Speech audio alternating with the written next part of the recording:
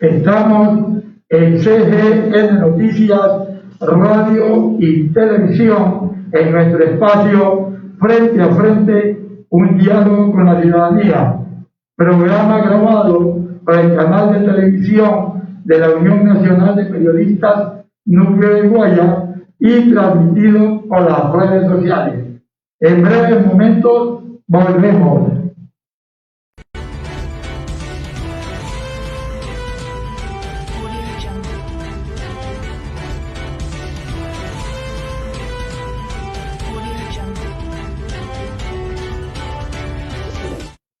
Estamos en nuestro espacio Frente a Frente, un diálogo con la ciudadanía.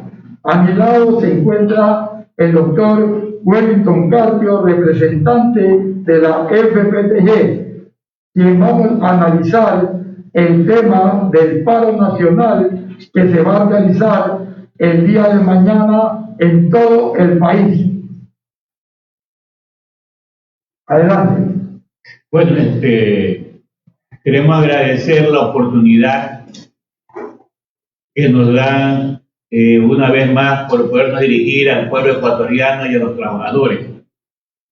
Esta paralización no es una paralización más, sino que este es el sentir del pueblo ecuatoriano, el sentir de los trabajadores, el sentir de una ciudadanía que realmente está preocupada por el acontecer que está pasando en nuestro país. Es decir, las medidas económicas antipopulares de un gobierno neoliberal que solamente lo único que se está preocupando es de cumplir con los mandatos y designios del Fondo Monetario Internacional, como es el pago de la deuda externa. Yo en estos momentos, es decir, aprovecho la oportunidad para decirle a los trabajadores y al pueblo ecuatoriano una de las cuestiones.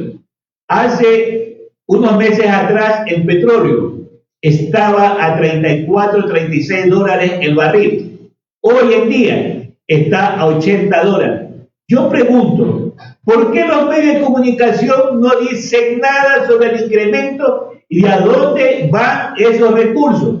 ¿Qué están haciendo con esos recursos? Es decir, no hay medicina en el hospital del Ministerio de Salud, no hay medicina en el IES, que es la plata que nosotros depositamos, pagamos, pero no tenemos una atención adecuada. Es decir, todo con estos antecedentes hemos visto la necesidad de los trabajadores a través del Frente Unitario de Trabajadores, la CONAI, y otras organizaciones más, aquí clasistas de lucha y gente progresista, del día martes 26, llevar a cabo una paralización a nivel nacional. Bueno, disculpa que te interrumpa, pero ¿cómo ve la posición del sindicato de choferes, de los choferes en general, que parece que no van a plegar al paro? Bueno, realmente, gracias por la pregunta, licenciado García. Es decir, realmente a nosotros nos preocupa cada vez en cuando los señores transportistas como este señor Cabrera. Es decir, le dan, discúlpenme quizás el término, le dan un biberón y con eso se contentan. Es decir, después vienen los reclamos a manifestar públicamente, a decir que van a llevar a cabo acciones porque no les ha cumplido el gobierno. Es decir, en estos momentos ellos ya han dialogado con el gobierno y le han manifestado. Dense cuenta hasta dónde llega. Yo no sé si que a veces no es necesario ser profesional o un bachiller, sino que lo único es importante saber sumar y restar, multiplicar y dividir. Es decir, ¿cómo puede él aceptar decir que está de acuerdo en estos momentos de que se incremente una vez más en menos de 10 días el incremento del costo del galón de gasolina? Eco, extra, y él dice, es decir, aumentarle al pueblo ecuatoriano. ¿Quiénes sufren las consecuencias? Sufren las consecuencias usted o yo, es decir, quienes tenemos un vehículo, no somos para tener un lujo, sino un medio de transporte de necesidad que requerimos en los momentos actuales. Pero los señores transportistas, a través del señor Cabrera, ha entregado que permanentemente, y por eso nosotros rechazamos, somos tajantes en decirle que él no se preocupa por el pueblo ecuatoriano, lo único que se preocupan es ellos, su grupo, su élite, solamente en buscar sus mejores condiciones para poder obtener sus ganancias que ellos creen. Por eso, los trabajadores organizados, el pueblo ecuatoriano, es decir, los entes profesionales patriotas, los partidos de izquierda van a estar presentes conjuntamente con los trabajadores, con la clase obrera, a rechazar estas medidas del gobierno neoliberal del señor presidente de la República, como es Guillermo Lazo Mendoza. Es decir, va para 6 meses, pero todavía no hay un rumbo en este país. ¿Qué nos quiere decir o qué significa eso? Que el señor presidente pidió que quería ser presidente porque él sabía cómo hacer. Esto ha demostrado que no tiene capacidad para poder manejar nuestro país. Y queremos un estadista, queremos un gobierno que realmente recoja el sentir del pueblo ecuatoriano, de las grandes mayorías. No crea que él dice que tiene una mayoría, que los 4 millones, 5 millones que votaron a favor de él, no crean que en estos momentos están de acuerdo con él. Ahora, están rechazando esa política de él. Hay una cuestión también que usted dice que los sectores progresistas van a marchar en conjunto. Pero ¿qué pasa con Pachacuti? Vemos que el sector de Pachacuti ha dialogado con el presidente de la República y parece que no va a plegar a ese paro. Miren, lo que pasa es que la última reunión que se dio el día sábado, la CONAI, es decir, ha manifestado y ha sido muy claro, muy tajante el presidente de la CONAI, el ingeniero Isa, donde ha manifestado que quienes han ido a dialogar con el señor presidente de la República le van a aplicar la ley indígena. Es decir, si el señor Barrosanti y compañía han ido a dialogar con el presidente, a buscar acuerdos que realmente no se los conoce y que no lo han dado a conocer, significa que ellos están entregando o querer dividir a la CONAI. Y eso creo que ya lo dijo claro el compañero Isa, no vamos a permitir y no está dividido internamente la CONAI. Lo que queremos en estos momentos es reforzar, recoger todos esos criterios y opiniones para reforzar la lucha que vamos a llevar a cabo el día de mañana. Y que esa lucha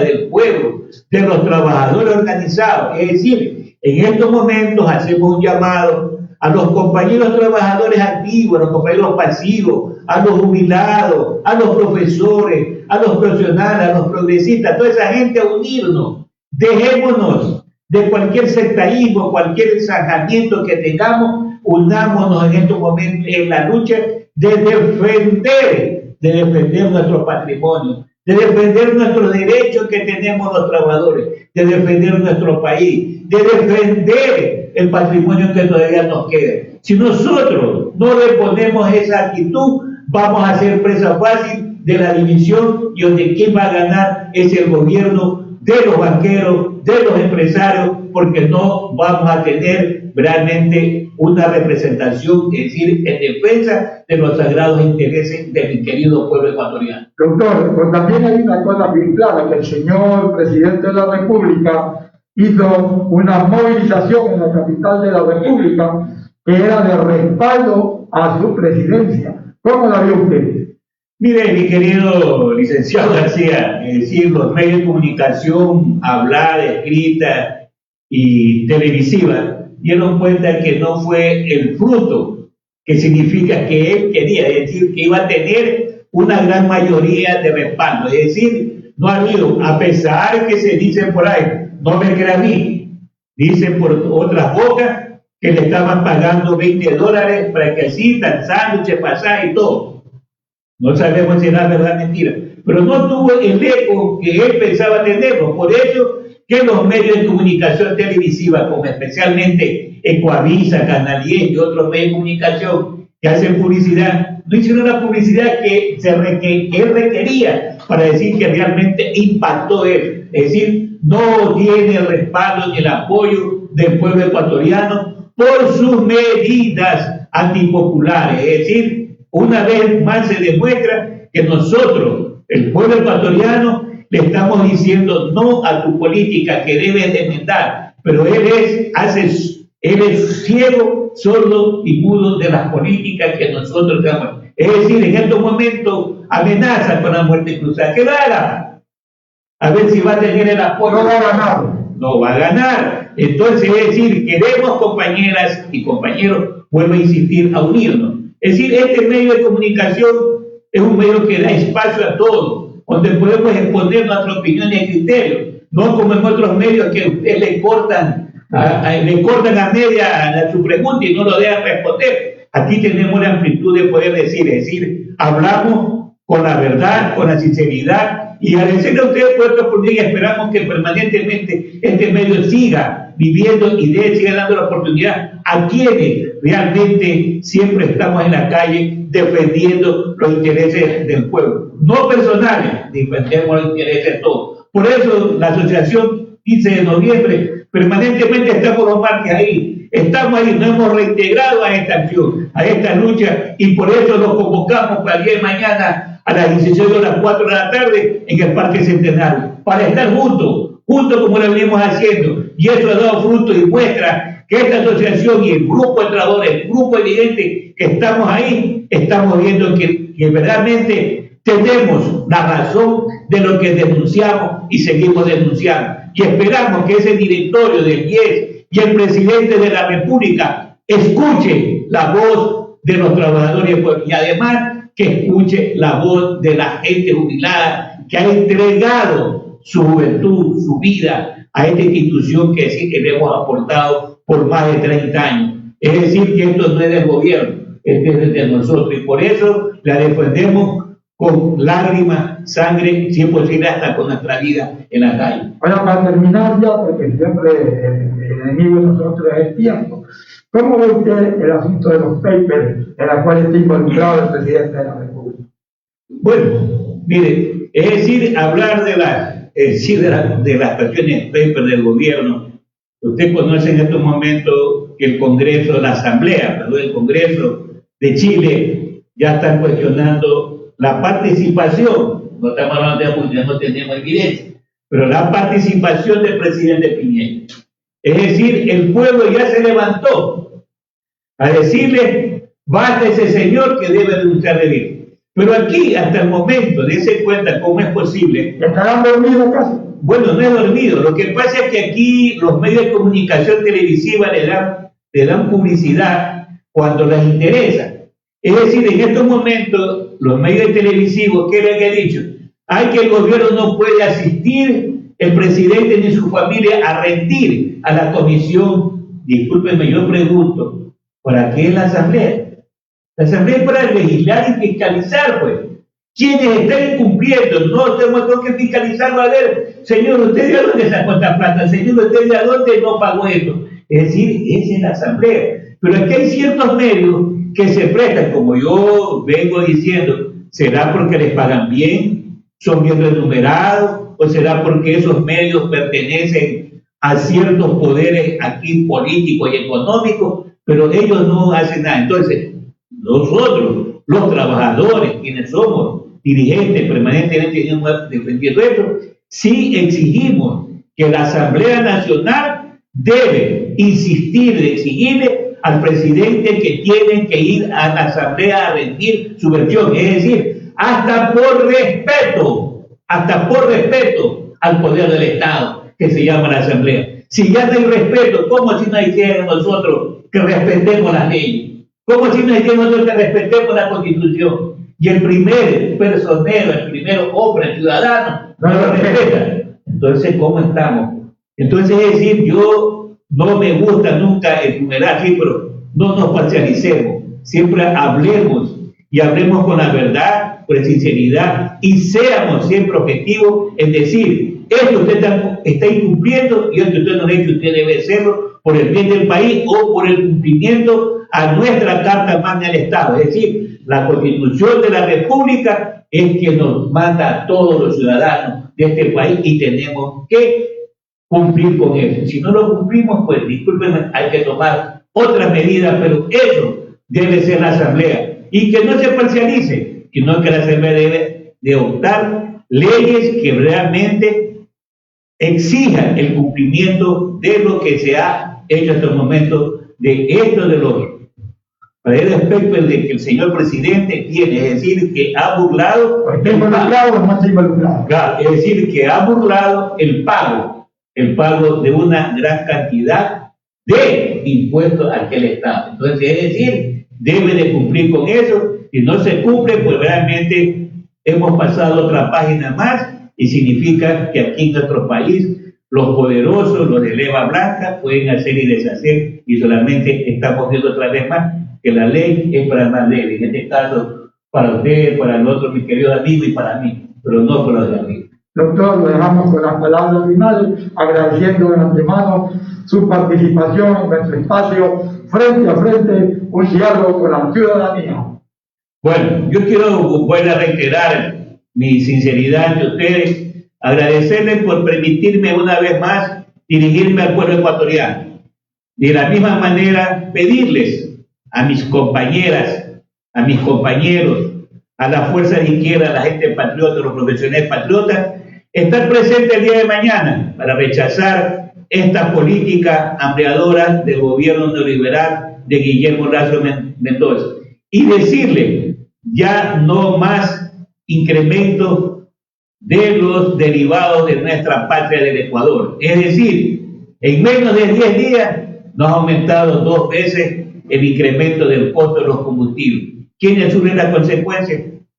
Estos pobres servidores, estos pobres humildes hombres. Entonces, es decir, tenemos que hacer rever esa película y que deroguen los decretos que realmente incrementan los costos de los derivados. Y para cada uno de ustedes, mis compañeras y compañeros, mi saludo, mi fraternidad, y espero el día de mañana verlos para abrazarnos conjuntamente en esta lucha, porque unidos en la lucha venceremos. Muchas gracias. Fue la intervención del doctor Wellington Carter, representante de la FPTG, en nuestro espacio frente a frente, un diálogo con la ciudadanía. Ya volvemos.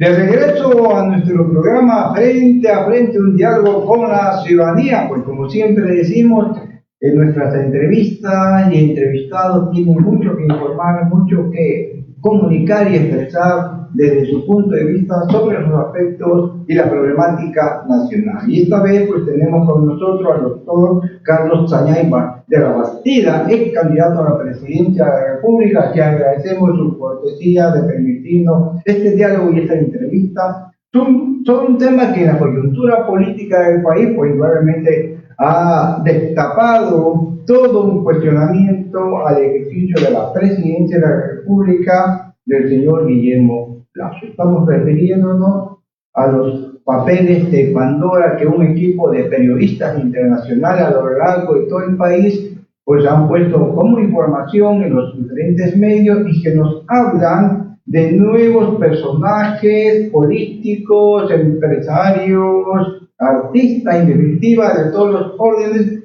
que se refugian en las guaridas fiscales, porque no son precisamente, doctor, bienvenido, paraísos fiscales, una especie de eufemismo, estos son guaridas, refugios donde los multimillonarios y los empresarios políticos van a guardar de la tributación al Estado, a las sociedades, su fortuna.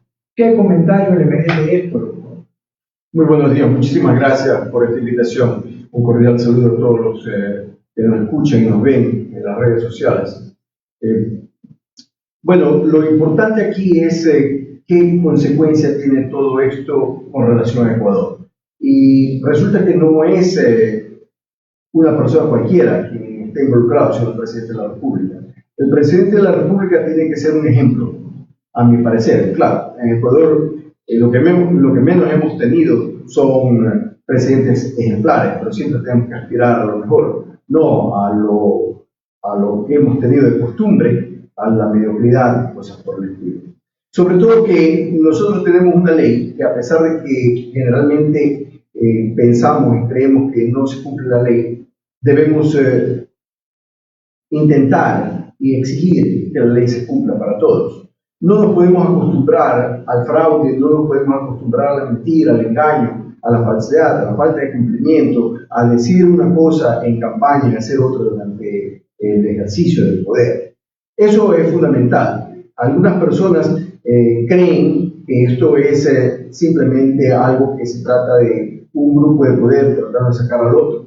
De forma puede ser que así sea, pero en el fondo, si nosotros vamos o remontamos a muchos años atrás, vemos que estos grupos han estado continuamente juntos en el poder y son aquellos que no han estado interesados en cambiar las leyes. Por ejemplo, esta pugna entre el Ejecutivo y el Legislativo no es nueva, viene de mucho tiempo atrás.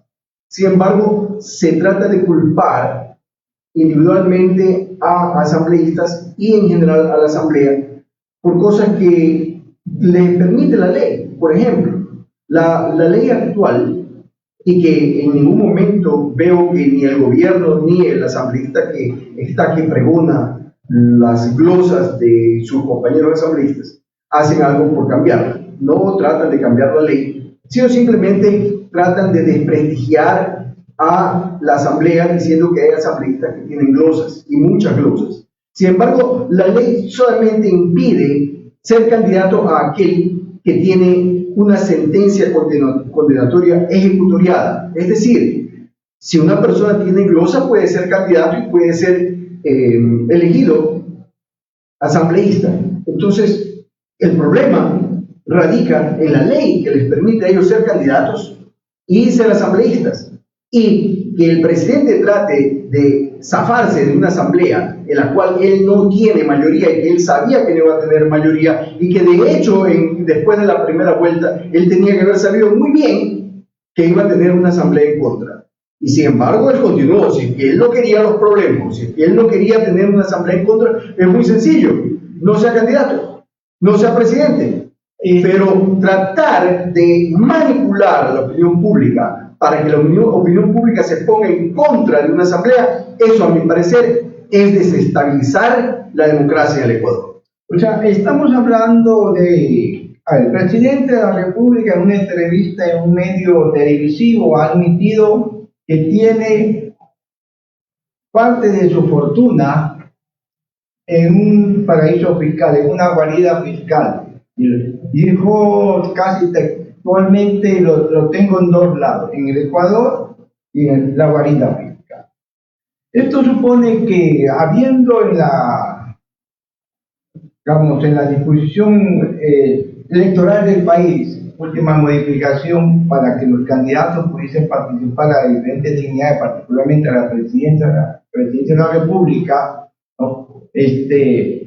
Él ha mantenido la figura de su fortuna en un paraíso fiscal. Eso decimos, frente a la ley y frente a lo que debió haber hecho el Consejo Nacional Electoral, que debió controlar y requerir todos de pronto los documentos que habiliten al candidato.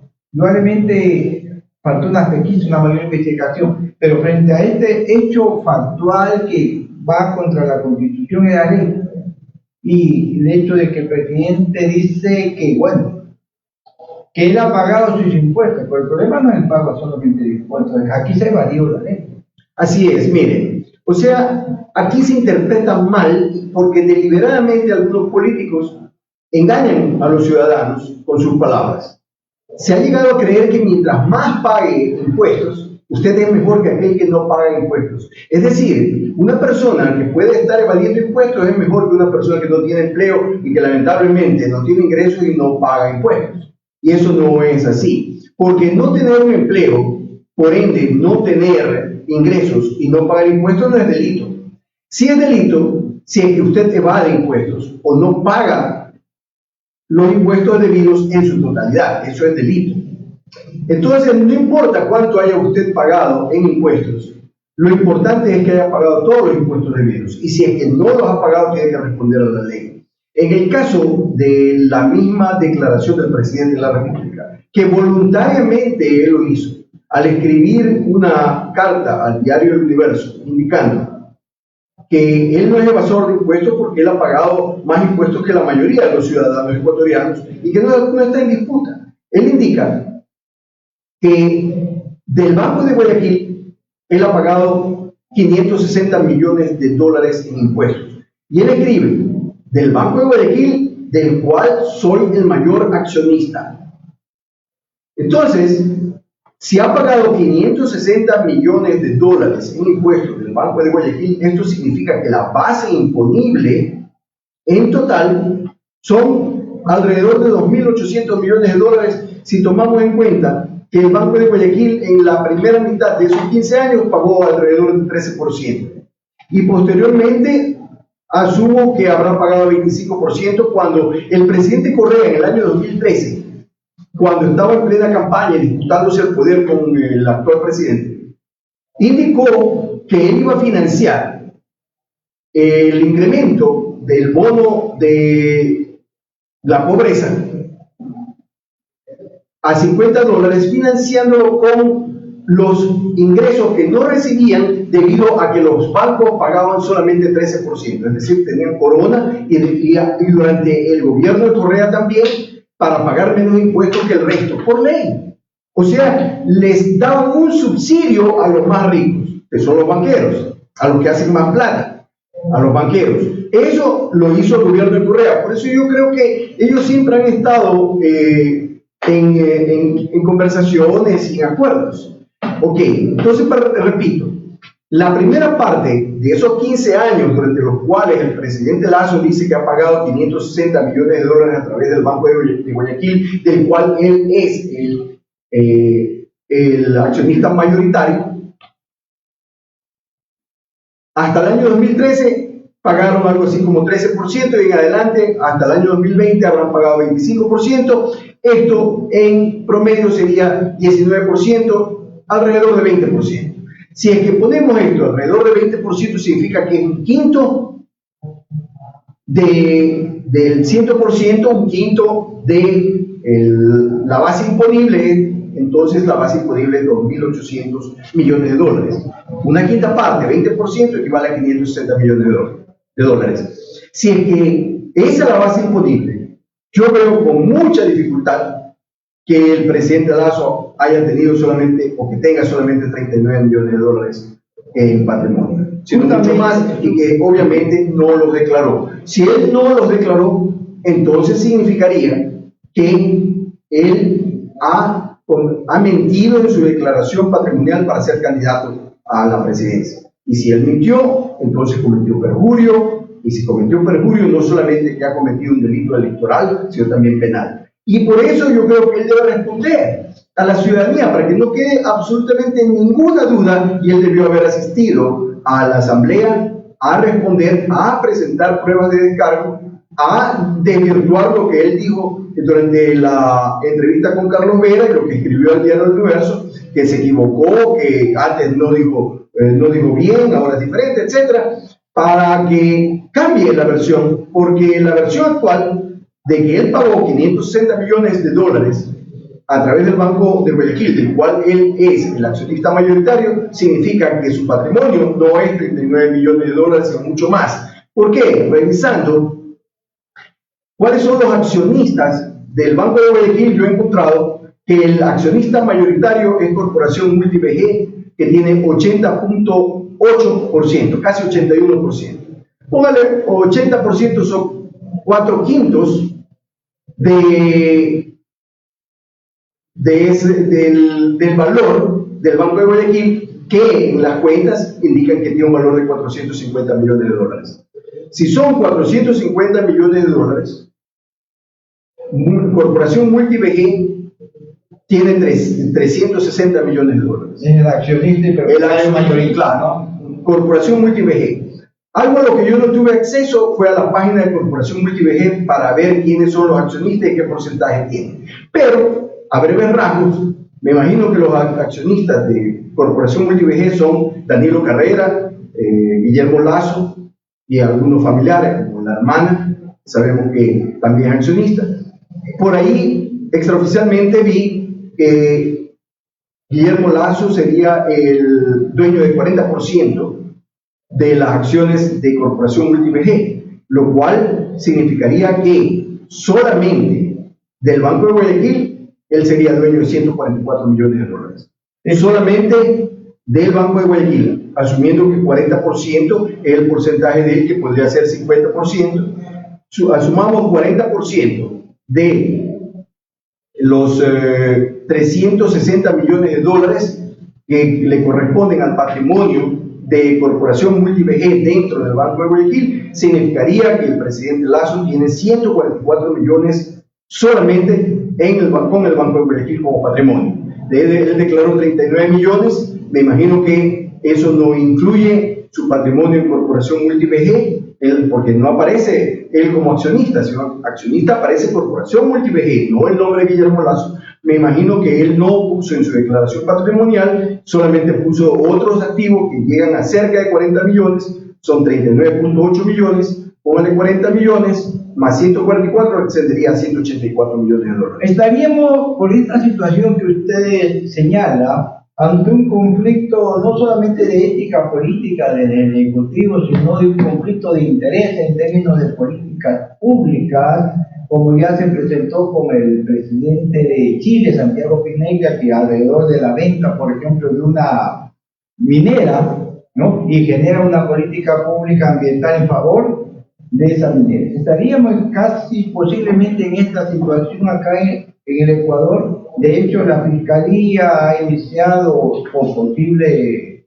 fraude tributario una indagación presentada por un candidato a la presidencia también. Pero el problema es cómo el gobierno presidido por el señor Guillermo Lazo habla de traer inversiones al país, inversionistas.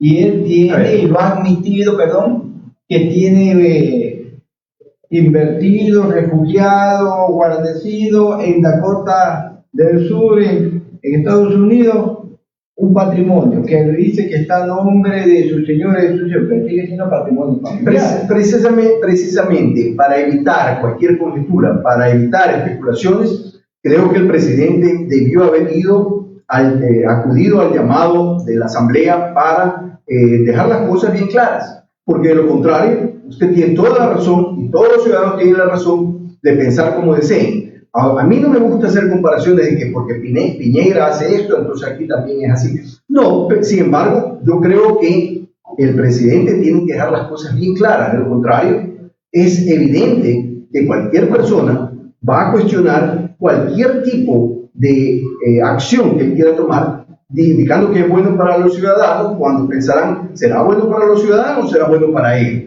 Y eso no puede ser posible, porque eso significaría que él estaría liderando un gobierno sin credibilidad, y lo que necesitamos aquí, un gobierno con credibilidad que sea un unificador. Dicen que son el gobierno del encuentro, pero yo lo que veo es que no solamente que no se encuentra con todos, sino que se reencuentra con algunos, como por ejemplo los de la democracia popular. Hay una crítica tremenda de que sus aliados son personajes que han estado en gobiernos nefastos para el país, como el de 1981-84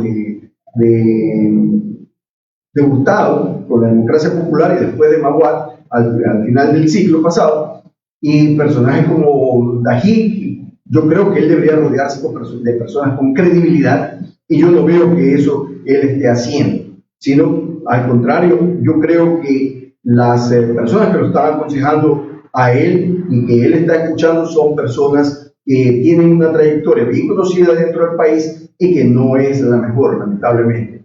Y si es que es a ellos a quienes el presidente Lazo está haciendo caso, yo creo que va por el camino equivocado. Para que él se enrumbe bien, él tiene que dejar las cosas bien esclarecidas, Yo estoy diciendo solamente las cosas de acuerdo a lo que él ha dicho, a lo que él ha presentado.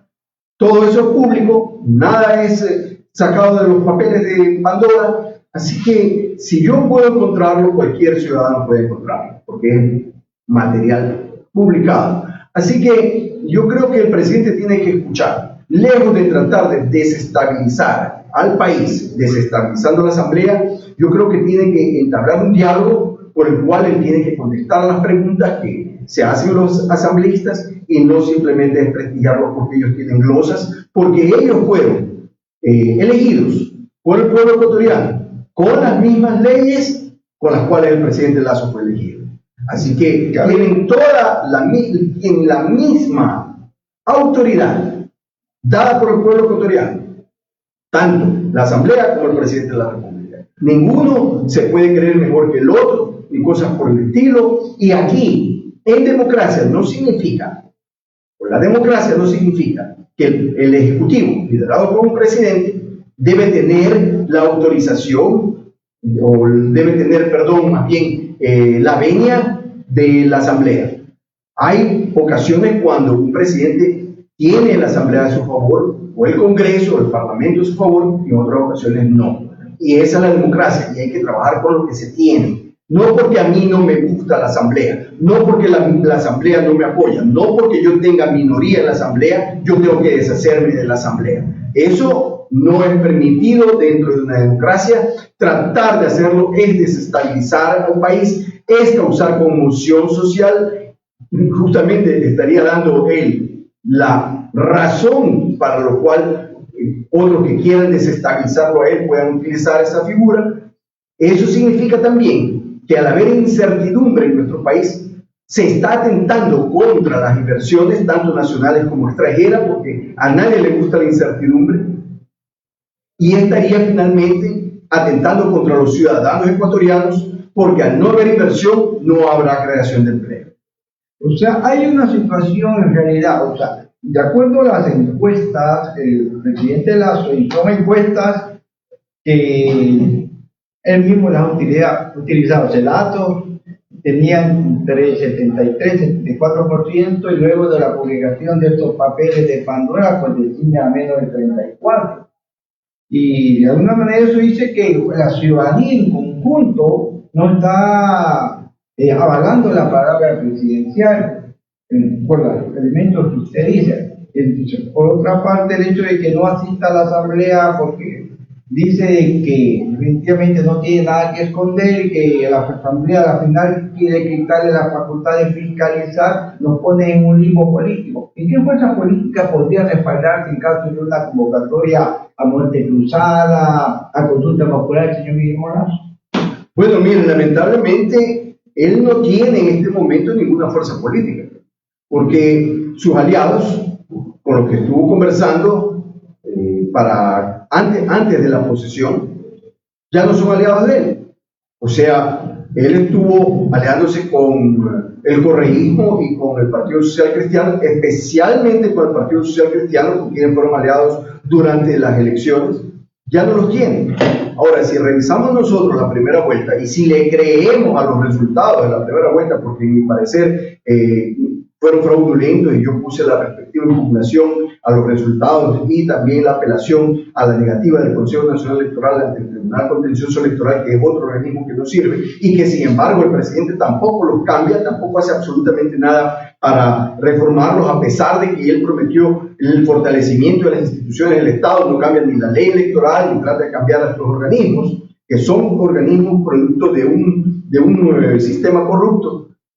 Si creemos en esos resultados, vemos que el presidente Lasso sacó en la primera vuelta 1.830.000 votos conjuntamente con el Partido Social Cristiano, cerca del 20%, 19.7%, de los cuales 11% le corresponde al Partido Social Cristiano y 9% creo, de acuerdo a los resultados asambleístas. Entonces esto significa que, haciendo ya un cálculo, digamos, a favor de Lasso, él habría tenido la mitad, máximo la mitad de esos votos, de 1.830.000 votos, hasta menos que la mitad, porque en realidad 11% corresponde al Partido Social Cristiano, 9 creo.